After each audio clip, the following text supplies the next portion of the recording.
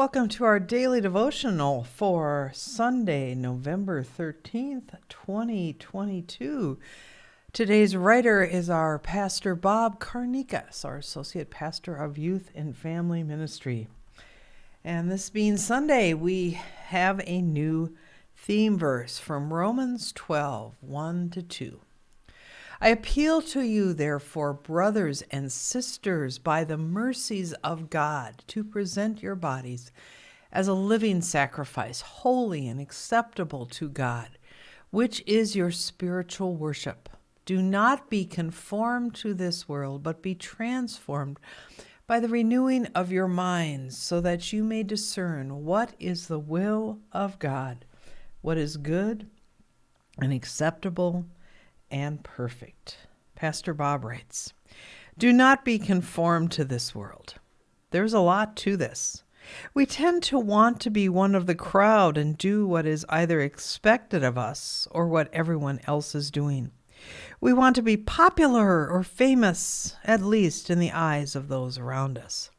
That is the way of the world. This is often the mantra of many as they try to make their way in this life. We get it.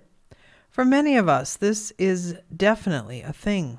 One of the many troubles of us is that we often envision the standard that we strive for through the eyes of social media. There is not much reality on social media. God, on the other hand, offers a different path. Be transformed by the renewing of your minds. This ought to stir up in us the vision of following God in whatever He has in store for us. When we set our minds on the things of God instead of on the things of the world, we can get to a place where we embrace our individuality and open our hearts to that special thing that God has in mind for us. We know that God has plans for us. If we believe that, then we also must believe that we are already perfectly made for whatever life that God has granted us. Once we see that, freedom comes. We are free to be who God created us to be, no matter what the world may try to tell us. Thank you, Pastor Bob.